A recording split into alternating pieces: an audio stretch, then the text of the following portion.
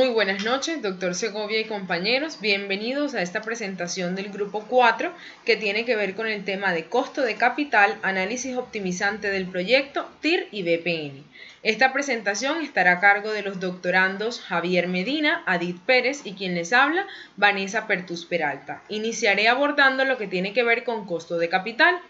En lo referente a la conceptualización, los autores Van Hort y Wachowicz hacen referencia al concepto de tasa de costo de capital como una tasa de rendimiento requerida sobre los diferentes tipos de financiación de una organización o proyecto. Desde esta medida, los autores conciben el costo de capital como un promedio ponderado de todas las tasas de rendimiento de cada una de las fuentes de financiación individualmente.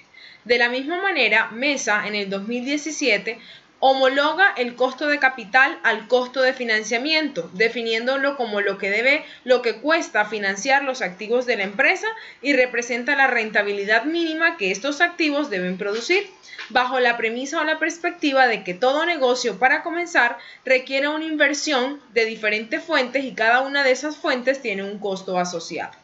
Zapak-Chain en el 2007 define el costo de capital como la tasa de retorno exigida a la inversión realizada en un proyecto para compensar el costo de oportunidad de los recursos propios que se han destinado a esta actividad, la variabilidad de riesgo y el costo financiero de las deudas o de los préstamos que se adquieren para entrar en funcionamiento con una idea de negocio. De la misma manera, Beisley y Briman en el 2009 hacen referencia al costo de capital como las tasas de interés que varían o que tienen alguna variabilidad en los mercados financieros. De este modo, cada empresa debe conocer cuánto paga por los fondos o por las fuentes de financiación que utiliza para comprar sus activos bajo esta premisa de variabilidad de fuentes de información o de costos de financiación de cada una de las fuentes. García, en el 2009, por su parte, plantea que cuando la empresa emprende proyectos que generan rentabilidad por encima del capital, es donde la empresa comienza a generar valor y, por supuesto, el patrimonio de sus accionistas, el patrimonio de sus accionistas o sus propietarios va a aumentar significativamente. Bajo esta premisa hay algunas consideraciones que deben tenerse en cuenta para calcular ese costo de capital. En primera instancia hay que definir los componentes del capital, que son los tipos particulares de capital que son empleados por una empresa. Dentro de los componentes del capital se incluyen las deudas, las acciones preferentes y el capital social. Es importante también hacer referencia a la estructura de capital y a la estructura financiera de la organización. En este sentido, la estructura de capital es definida desde la perspectiva de Beisley y Briman como una combinación o mezcla de los diferentes tipos o componentes de capital que pueden ser utilizados para financiar una empresa. Mesa, que es un autor colombiano que tiene que plantear los conceptos financieros referidos a las realidades del contexto colombiano, plantea que la estructura de capital solo incluye los pasivos de largo plazo y el patrimonio. Por su parte, la estructura financiera, según la perspectiva del autor en referencia, comprende las fuentes de financiación que se abordan tanto en el corto, el mediano y el largo plazo. Y el autor además, o los autores además, hacen referencia a la deuda después de impuestos, precisamente porque para calcular el costo de capital debe utilizarse esta deuda, debido a que las tasas de interés de la deuda, menos los ahorros fiscales que resultan debido a los intereses, son deducibles de impuestos, generando que el costo de la deuda sea mucho menor y que en consecuencia sea mucho más factible para poder calcular el costo de capital de una organización. Aquí en esta diapositiva presento una estructura de capital o una estructura financiera desde la perspectiva de Mesa en el 2017, el cual indica que la estructura financiera correspondería a todo lo que tiene que ver con proveedor, préstamos bancarios a corto plazo, préstamo bancario de largo plazo y patrimonio. Toda esta estructura haría parte de lo que se denomina estructura financiera, mientras que la estructura de capital solo está integrada por el préstamo bancario a largo plazo y por el patrimonio. Encontramos en este sentido, en estos dos conceptos, una dicotomía en la literatura, porque Mesa plantea que el costo de capital debe estimarse teniendo en cuenta la estructura financiera, porque las empresas colombianas y en general las empresas latinoamericanas se financian precisamente con una estructura de corto plazo y de largo plazo, e incluso él plantea que la estructura predominante son préstamos o inversiones que se hacen a corto plazo.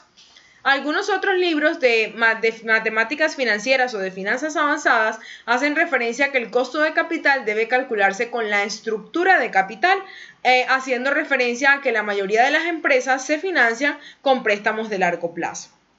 Asimismo, cada una de las fuentes de financiación, tanto implícitas como explícitas, tienen un costo de capital diferente. De allí que el costo de capital también se denomine costo promedio ponderado del capital, que resulta de la suma individual de cada uno de los costos de financiamiento, como lo presentaremos más adelante. Aquí está la fórmula planteada del costo de capital desde la perspectiva de Van Hort y Wachovich. Sin embargo, los autores revisados coinciden en que el costo de capital es la sumatoria de multiplicar el costo después de impuesto del método de financiación por el peso otorgado que tiene dentro de la financiación total. Esta es la fórmula, esa sumatoria de cada una de esas multiplicaciones es lo que generaría el costo promedio ponderado de capital. Vemos aquí un ejemplo de cómo se calcularía. Tenemos una estructura financiera, en este caso, compuesta por proveedores que aportarían 10 millones a la empresa o al negocio que estamos trabajando, un préstamo bancario por 50 millones y el patrimonio de 30 millones, que generaría un total de la empresa de 90 millones de pesos. Aquí está referenciado el costo después de impuesto, la tasa de costo de cada una de estas fuentes de financiación y el porcentaje de participación que resulta de dividir el monto correspondiente entre el total de la deuda. Para estimar el costo promedio ponderado de capital, que es esta última columna que se encuentra acá, es necesario multiplicar la tasa de costo después de impuesto por el porcentaje de participación y obtenemos el costo promedio de cada una de las fuentes de financiamiento. De tal manera que para obtener el costo de capital deben sumarse cada uno de los costos de las fuentes de financiación individual, obteniendo para este caso un costo de capital de 19.91% para una estructura de 90 millones de pesos distribuida de esta manera. Es importante considerar algunos escenarios y es el efecto de la deuda sobre el costo de capital, porque definitivamente los negocios y las empresas cuando van a iniciar requieren un capital y muchas veces el emprendedor no tiene todo el capital de patrimonio, por lo que debe recurrir a préstamos en el sector financiero. ¿Qué pasa cuando la deuda aumenta? Teníamos en el ejemplo anterior un préstamo bancario por 50 millones de pesos. En esta diapositiva se ha aumentado ese costo a 60 millones y por supuesto se ha disminuido el patrimonio en 10 millones teniendo un total de 20 millones de pesos. Cuando se ha realizado la operación para estimar el costo promedio de esta nueva estructura o de este nuevo capital, se obtiene una reducción en el costo de capital, pasando de 19 a 17.84. La explicación a este comportamiento o a esta reducción del costo de capital obedece a que al incrementarse el costo de la deuda y disminuir el patrimonio, el costo de capital disminuye. Los autores hacen referencia a que generalmente el costo de la deuda es mucho más barato que el costo de oportunidad que el inversionista estaría sopesando al invertir el dinero en un determinado negocio. Es así como, si bien la reducción en el costo de capital, el apalancamiento financiero, es decir, el aumento de las deudas, reduce el costo de capital y de acuerdo con la diapositiva anterior, al incrementarse el costo de la deuda y disminuir el patrimonio, el costo de capital presenta una disminución. Sin embargo, el apalancamiento financiero, es decir, la adquisición de deudas para poder soportar o entrar en marcha un negocio, debe ser una decisión financiera de cuidado.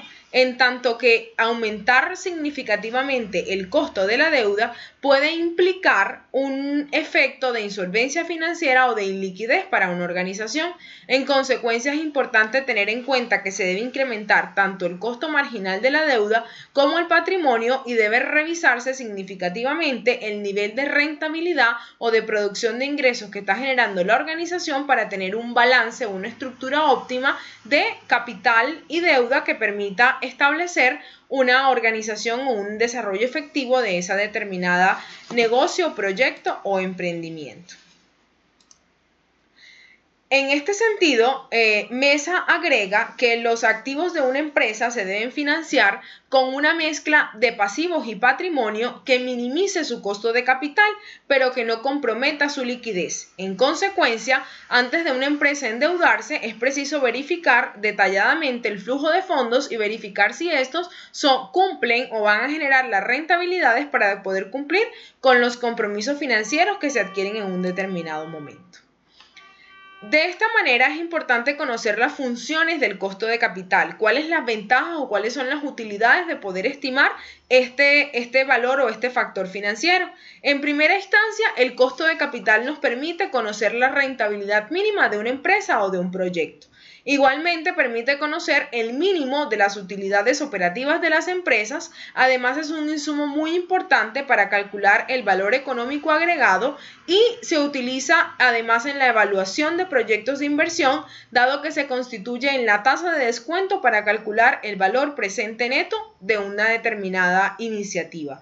E igualmente funciona como tasa de descuento en el proceso de valoración de las empresas. Sin embargo, el costo de capital, de acuerdo con la literatura revisada, presenta también algunas limitaciones. En este sentido, los autores Mesa, Van Hort y Wachovich hacen referencia a 3 limitaciones específicas. La primera de ellas tiene que ver con la dificultad de calcular el costo del patrimonio cuando existen varios socios con diferentes expectativas de riesgo y de rentabilidad sobre la inversión que están realizando. Adicionalmente, la estructura financiera de una empresa no es constante todo el tiempo, debido a las diferentes transacciones que se están realizando en cada una de las fuentes de financiación, la venta de acciones, la realización de préstamos, la compra de dividendos. Todos estos son factores que de un momento a otro o de un día para otro alteran la estructura financiera y en consecuencia alteran el costo de capital de la organización.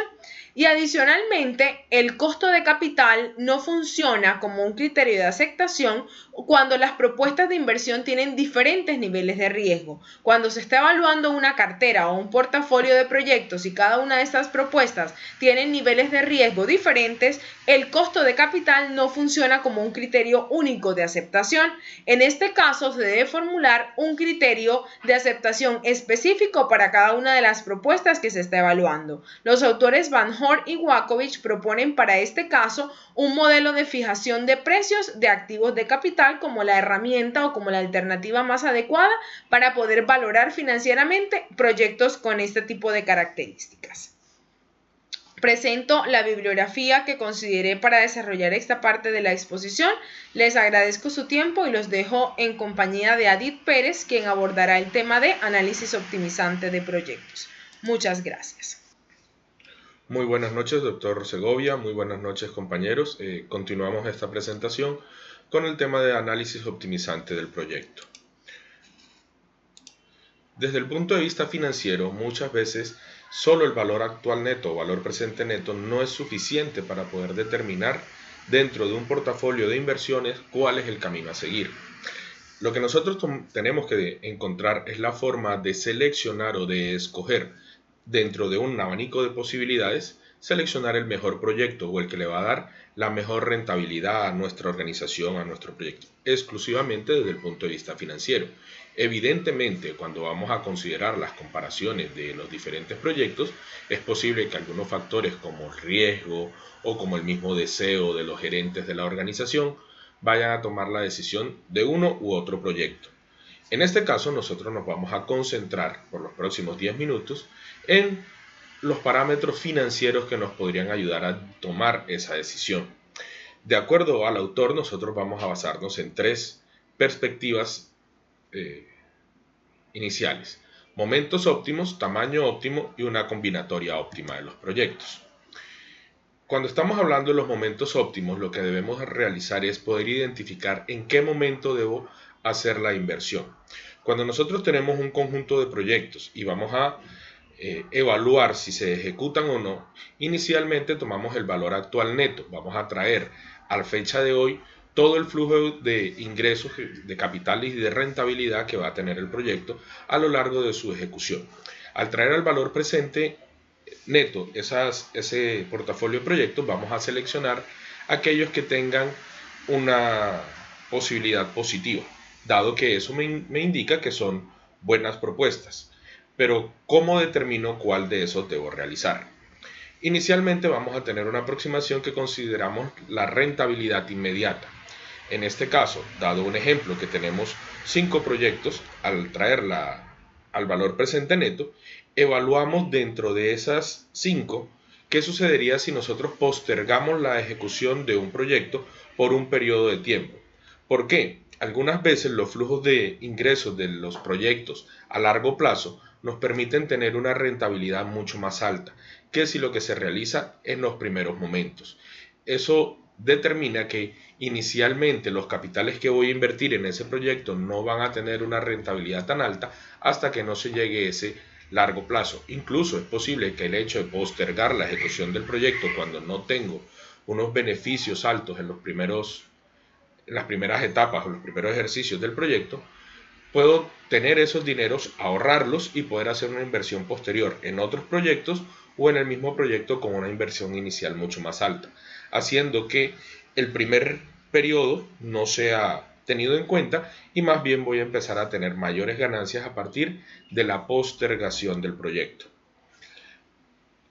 Eso me determina en qué momento puedo realizar o no realizar la inversión, es decir, debo determinar si esa rentabilidad de los flujos de capitales se hace inmediatamente o se hace a través del flujo futuro de la rentabilidad. El momento óptimo de hacer un reemplazo, en este caso los proyectos se determinan qué debo hacer, si debo eliminar o cambiar una maquinaria o una tecnología en un momento determinado.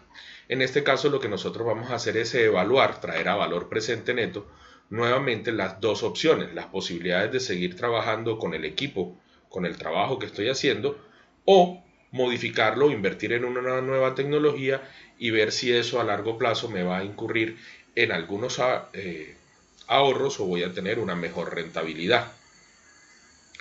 El otro punto a analizar corresponde al momento óptimo de abandonar una inversión.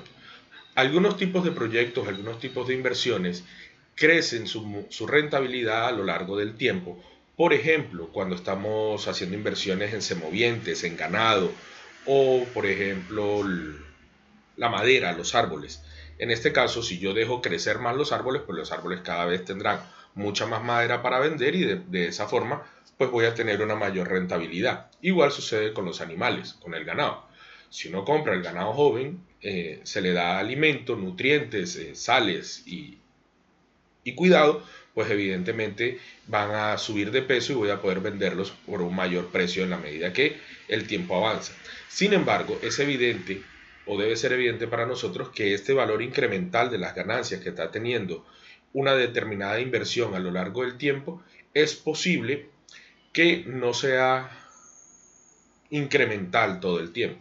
Es decir, cuando nosotros empezamos a engordar el ganado, en los primeros momentos de tiempo, en los primeros ejercicios va a tener una mayor rentabilidad porque va a engordar con mucha mayor facilidad que en los elementos posteriores. Entonces es necesario poder determinar en qué momento se abandona o se liquida una inversión.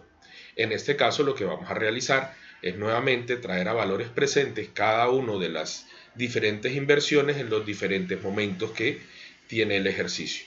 De esa manera seleccionamos aquel momento en el cual las ganancias o la rentabilidad del proyecto empieza a ser decreciente. Por otra parte, otra forma de optimizar la rentabilidad de un proyecto es determinar el tamaño en el cual nosotros vamos a hacer un proyecto. En este caso, pues tenemos dos aproximaciones que son los proyectos con demanda creciente y los proyectos con demanda constante. En el primer caso, nosotros vamos a tener proyectos que su rentabilidad o su producido siempre va a ir creciendo. En ese caso nosotros debemos determinar cuál va a ser el tamaño de nuestro proyecto, cuál va a ser el tamaño de nuestra organización con la cual vamos a tratar de satisfacer esa demanda.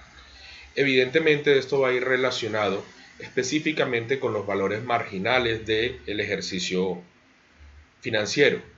Los valores marginales se refieren a la rentabilidad o al costo asociado a la siguiente unidad producida. Es decir, inicialmente, en la medida que yo voy produciendo más unidades, voy teniendo una mayor rentabilidad.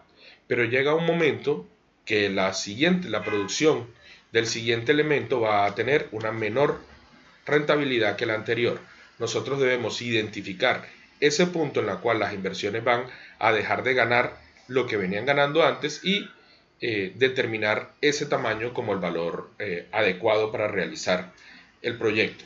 Sin embargo, es importante mencionar que cuando tenemos demandas crecientes es imposible optimizar o determinar el tamaño específico de un proyecto, dado que nosotros podemos adquirir una tecnología pequeña para empezar a satisfacer la demanda poco a poco y generar en el proyecto una planeación de crecimiento, ir haciendo crecer el proyecto de manera paulatina, en forma tal que las ganancias que voy teniendo me van nutriendo y sirviendo para hacer más grande el proyecto. Por el contrario, cuando tenemos un proyecto con demanda constante, es necesario establecer hasta qué punto nosotros vamos a invertir para satisfacer esa demanda, sea produciendo con capacidad instalada debajo de la capacidad instalada o preveyendo las consideraciones que se van a tener más adelante. Cuando nosotros tenemos un conjunto de proyectos y no tenemos nuestra organización, no tiene los suficientes recursos para invertir en todos ellos, debemos seleccionar entre ellos cuáles son las posibles aproximaciones que nosotros vamos a tener. Entonces lo que vamos a hacer es nosotros vamos a generar un ranking entre los diferentes proyectos que corresponden al valor actual neto y la TIR y evaluar entre ellos cuáles son las diferentes posibilidades que tenemos. Al ponerlos en un ranking vamos a invertir hasta donde el presupuesto inicialmente dé. En este caso nosotros podemos hacer algunas aproximaciones a través de modelos de optimización de programación lineal con el método Simplex o utilizando Solver en una herramienta de Excel que nos va a permitir establecer cuál es la combinación adecuada de la rentabilidad de estos proyectos de forma tal que se maximice la ganancia en nuestra organización. Continuamos entonces con la combinatoria óptima de proyectos. Para explicar mejor estos conceptos vamos a tomar un ejemplo. Suponemos que tenemos un portafolio de 5 proyectos los cuales vamos a tener que determinar cuánto capital, cuánto va a ser la inversión que vamos a tener en esos diferentes tipos de proyectos. Los proyectos, de acuerdo al ejemplo, van a tener una diferente rentabilidad y evidentemente pues vamos a determinar un límite de inversión en cada uno de los proyectos. El proyecto A, 1 millón de pesos, en el proyecto B, 2 millones y así sucesivamente de acuerdo a lo que estamos presentando. Surge la pregunta, ¿cuál es el conjunto de inversiones que yo debo realizar de manera tal que yo maximice las ganancias en un proyecto que va a tener un ejercicio de 5 periodos de tiempo? Evidentemente vamos a poner aquí el presupuesto final que vamos a tener en el proyecto. Dado que nosotros estamos teniendo el caso de cuando se existen restricciones de capitales, evidentemente si tuviera los 15, los 20 millones que puedo invertir en todos los proyectos, pues en ese caso invertiría en todos los proyectos y tendría la mayor ganancia posible. Desafortunadamente en algunos casos no tenemos alcance a esos recursos y debemos seleccionar o escoger la mejor combinación de esos proyectos. Evidentemente, algunos me dirán, pero es que hay unos proyectos que tienen una rentabilidad mucho más alta, deberíamos escoger ese. Pero para el caso del ejemplo, esos proyectos que tienen rentabilidades más altas son los que van a tener un límite de inversión más bajo. Surge la pregunta entonces, ¿cuál es el conjunto o la solución de estos proyectos que yo debo realizar? En este caso vamos a resolver el ejercicio a través de un método de programación lineal como es Solver. En este caso vamos a utilizar la herramienta. Le vamos a dar acá al botón Solver en Excel y vamos a restablecer el ejercicio. En este caso, ¿cuál es el objetivo? Nuestro objetivo es maximizar las ganancias finales del portafolio de inversiones, de forma tal que vamos a escoger aquí, que es el momento donde se están sumando todas las ganancias de los proyectos. Es un proceso de maximización y vamos a determinar las variables. Las variables en este caso son cuánto invertimos en cada uno de esos proyectos, que es lo que deseamos resolver. Vamos a agregar las restricciones de forma tal que la inversión que se realice en el primer proyecto no puede superar el límite establecido para ese proyecto. De igual manera, en el segundo proyecto,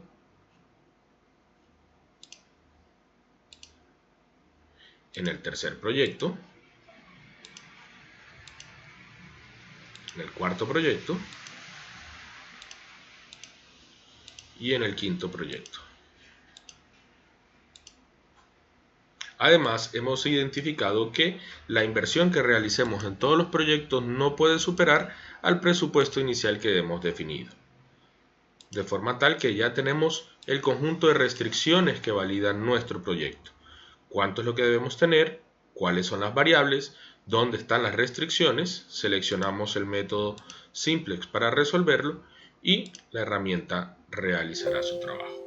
En este caso, dice que la mejor forma de obtener las mejores ganancias del proyecto es realizar esta división. Esta es una herramienta muy útil y muy poderosa para el proceso de toma de decisiones, de forma tal que una vez nosotros hemos construido este portafolio de inversiones, podemos crear algunas variabilidades. Supongamos que me cambia la rentabilidad o me cambia el presupuesto. En este caso ya no voy a tener 10 millones, sino 12 millones.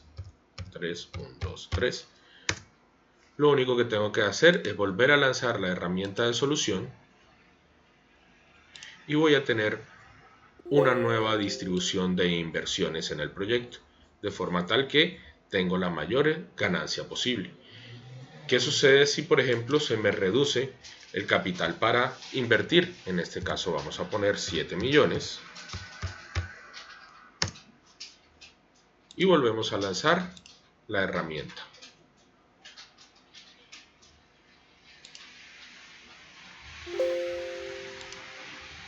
De esa manera nosotros podemos tomar la decisión de encontrar cuál es la mejor combinación de los productos a tener en cuenta. Con esto finalizo mi presentación de las diferentes análisis optimizantes de la toma de decisiones en los proyectos y quedo a la espera de cualquier comentario o pregunta. Muchas gracias.